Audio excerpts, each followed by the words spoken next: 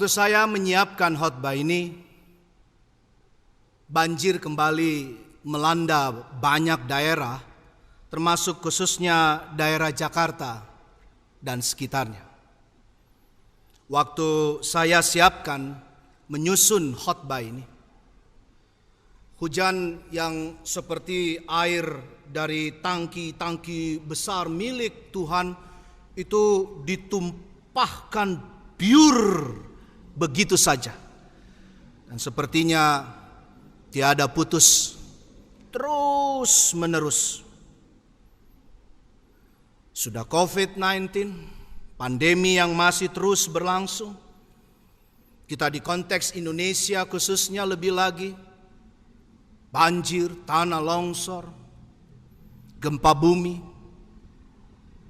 lahar, kebakaran, dan bahkan hingga kecelakaan pesawat dan sebagainya. Apakah berarti Tuhan itu jahat kepada kita?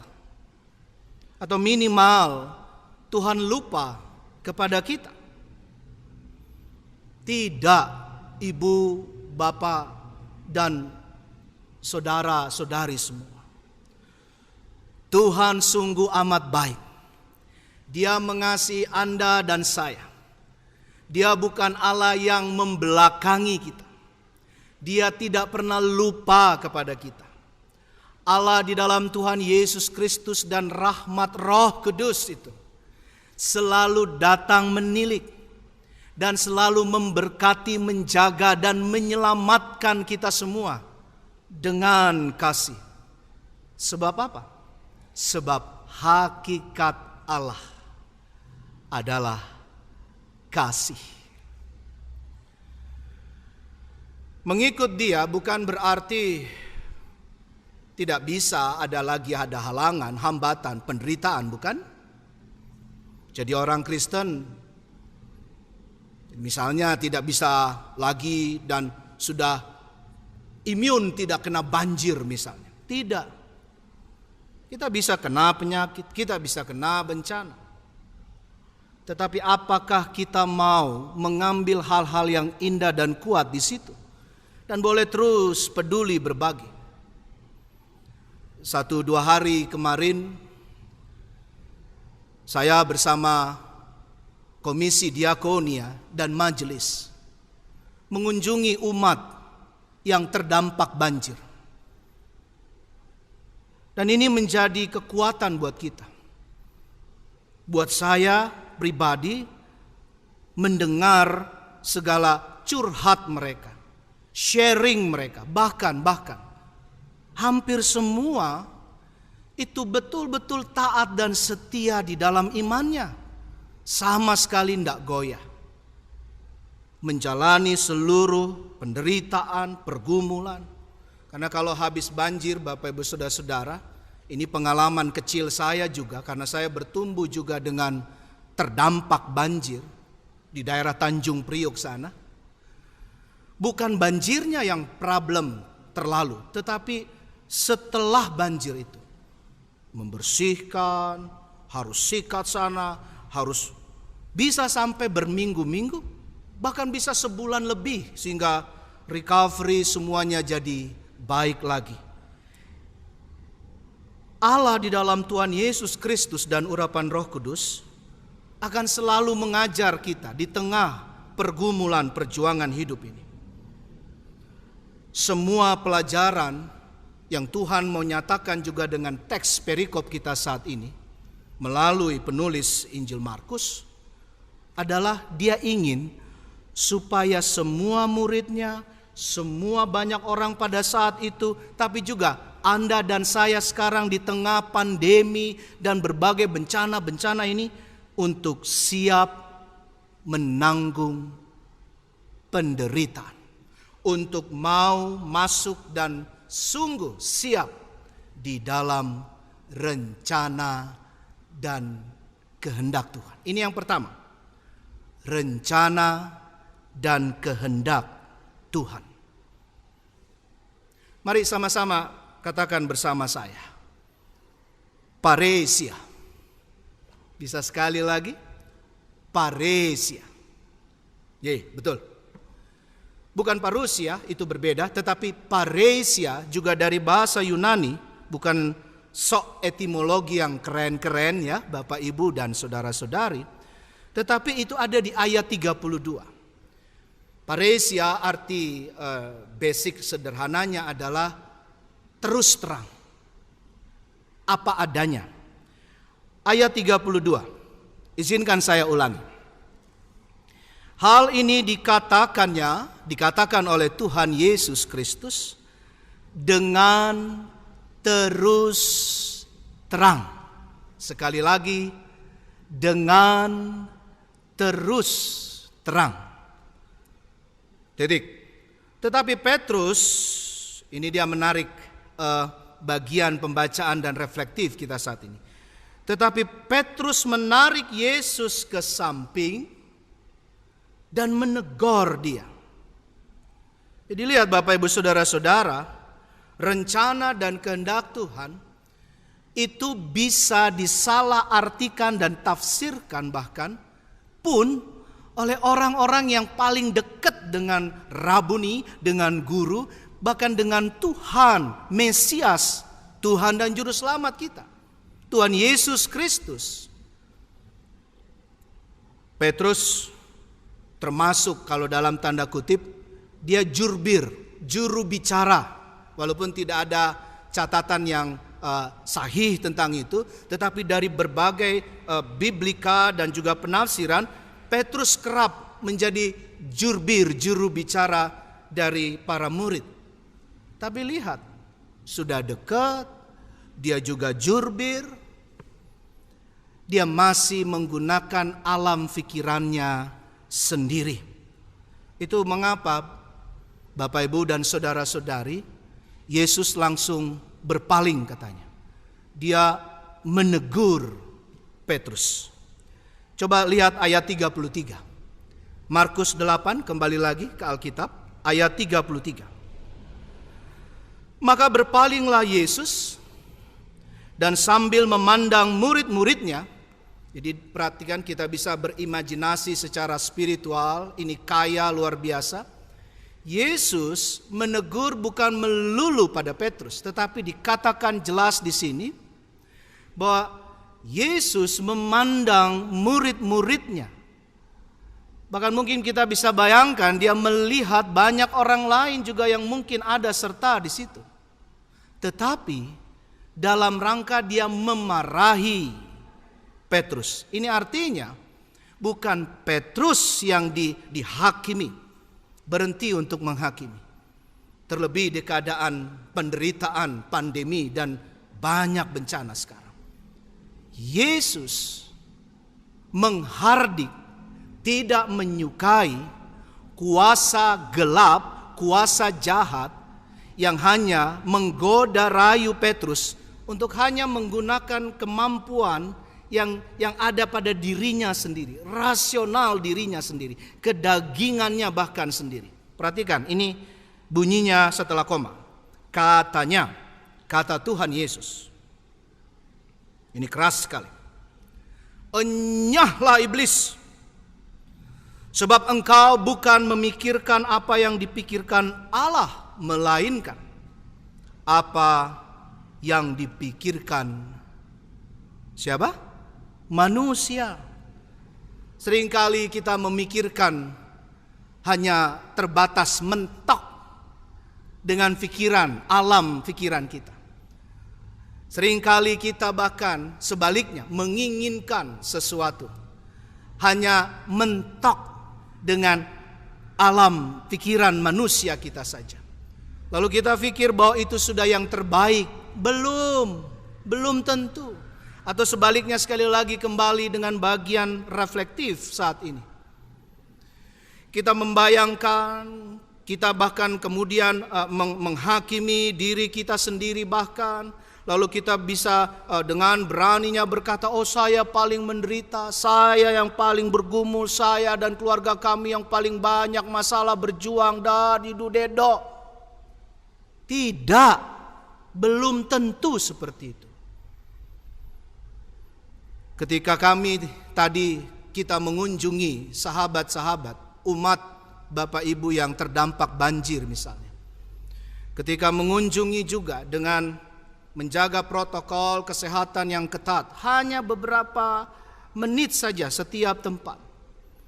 Kita melihat bagaimana begitu banyak, tidak usah jauh-jauh dulu, banyak orang-orang di dekat kita, sahabat kekasih hati kita, ibu bapak, adik-adik kita, keluarga-keluarga yang kita kenal dan kita kasihi dan mengasihi kita, saat-saat ini mengalami begitu beratnya perjuangan akibat bencana, akibat sakit penyakit, dan penderitaan-penderitaan dalam kehidupannya. Ayo, mari. Untuk poin pertama, di tematik yang sangat kuat ini, tema saat ini indah sekali. Memasuki Minggu Prapaskah, lilin kedua sudah kita nyalakan. Minggu Prapaskah kedua. Kita menyalakan lilin karena kita mau melihat bahwa di tengah penderitaan, pergumulan, perjuangan yang berat sekarang ini, pandemi dan berbagai bencana tadi, sekarang ini kita harus makin minta kekuatan dan lebih dekat sama Tuhan supaya kita bisa tetap bersinar, supaya kita tetap bisa link sama Tuhan, supaya kita punya kekuatan supranatural, kemampuan di atas kemampuan pribadi manusiawi kita. Karena kalau dengan kekuatan kita sendiri, maka tidak akan bisa Bapak Ibu Saudara. Tapi dengan kekuatan Tuhan, hanya dengan kekuatan Tuhan, kita siap menjalani penderitaan dengan, masih ingat tadi, ya, apa istilahnya? Paresia. Jadi kalau kata paresia, definisi Indonesianya terus terang, mungkin indah kita maknai sekarang sebelum kita ke poin 2. Terus terang, terus di tengahnya dalam tanda kurung menjadi terang. Kebenaran harus diungkapkan. Mari nyatakan itu di hadapan Tuhan. Kalau engkau letih, lesu, berbeban berat, bicara apa adanya kepada Tuhan. Tetapi dengan lebih berani, rendah hati, sungguh tulus, teruslah menjadi terang. Ini yang kedua. Ini yang terakhir. Yuk Bapak Ibu, kita tetap taat. Taat di dalam seluruh rancangan Tuhan. Taat di dalam iman kita kepada Tuhan. Taat setia bahkan diberlakukan kepada pasangan, kepada anak-anak, kepada orang tua kita. Taat dan setia dalam proses pekerjaan, tugas tanggung jawab kita. Seberat apapun. Yang WFH mengatakan kayaknya enakan WFO. Yang WFO gantian juga berkata, enggak, kayaknya enakan WFH. Tapi problem utama kita untuk bersyukur seringkali, bahkan mungkin yang terutama adalah halangan itu adalah diri kita sendiri. Teman-teman muda, remaja, adik-adik yang sekolah, yang kuliah, mari taat di dalam Tuhan. Setialah dalam studimu. Rajinlah belajar. Jangan main game online terus. Udah, pergunakan waktumu. Kalau firman Tuhan bilang, semua baik, tapi tidak semua itu berguna. Apakah itu berguna? Gunakan seluruh kecanggihan zaman ini, ibu-ibu, untuk berkomunikasi, memberikan terang tadi. Bukan yang gelap. Dari hal-hal yang sederhana, bapak-bapak, mari bantu share untuk peduli dan berbagi tadi. Ini bentuk ketaatan. Jadi jangan ngomong aja taat, saya setia, saya percaya, saya orang Kristen, kami keluarga Kristus. Tapi keseharian kita mengisi chatting, email, juga komunikasi daring kita, langsung tidak langsung, sadar tidak sadar, kita memberikan aura dan bagian yang negatif. Mari taat 3B. Saya suka memberikan hal seperti ini supaya nancep dan kita mau betul-betul sama-sama berjuang. 3B, apa itu? Yuk taat berdoa. Jangan berhenti berdoa. Tadi malam baru bersama dengan banyak umat juga kita mendoakan salah seorang ibu yang berjuang di dalam untuk sembuh karena sakit penyakitnya.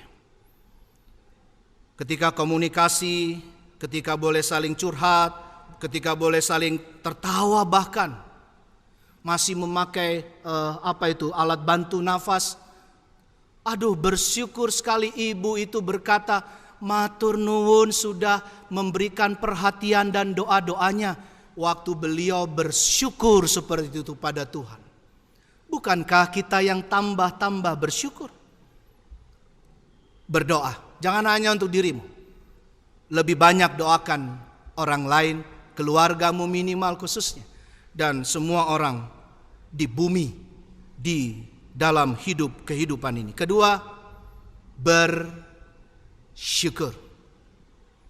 Jangan berhenti untuk bersyukur. Mari ahli untuk menerima seluruh apa adanya yang Tuhan beri. Di tengah penderitaan, pergumulan apapun, Tuhan mengajar kita. Pandailah dan ahlilah bersyukur.